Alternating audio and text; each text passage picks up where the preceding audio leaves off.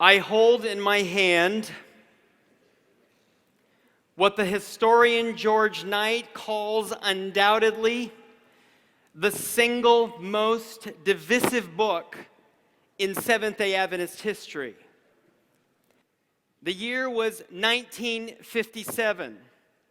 The first half of the 20th century marked by an unfavorable view of Seventh-day Adventists by Christians and evangelicals. Many, if not most, believed that Adventists were in fact a cult, were not legitimately a part of the rest of the Christian community.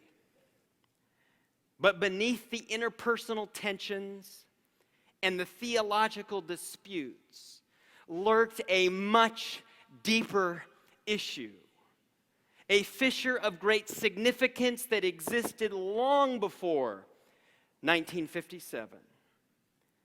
You see, the book Questions on Doctrine did not so much stir up trouble in the 1950s as it pulled back a curtain on a problem in the Adventist Church that certainly went back as early as the 1880s and really to the first days of this movement's history.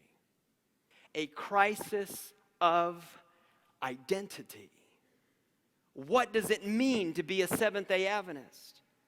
Who are we? What does it mean that we've come out of the world? Should we relate to it and be a part of it, or are we thoroughly separated?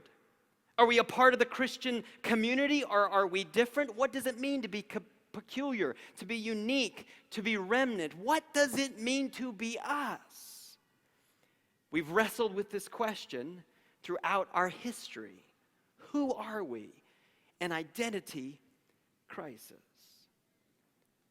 Is it possible that we are a good denomination, but not a great one, because we struggle with this question of identity? Who are we? Is there a new direction?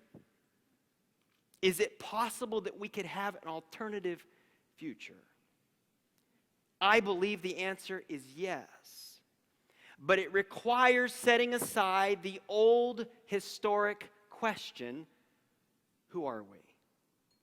And asking a brand new question.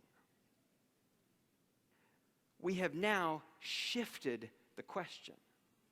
We are no longer asking, who are we, but who is he? We are no longer consumed with our own identity, listening to the rest of the Christian world to see how we ought to fit in, nor listening to our own uniqueness to make sure we're sticking with that. Instead, we've developed a new ear. We are now listening for Jesus. I have done something naughty. I have mixed 3 1,000-piece puzzles all together in this mixing bowl. Now, imagine for me that the piece I now hold in my hand is part of the image we want to create. And this is the Seventh-day Adventist Church. Please hear me. It has a particular shape. It has a unique contribution. It has a special gift that it must give, the image of Jesus. But it is only one piece.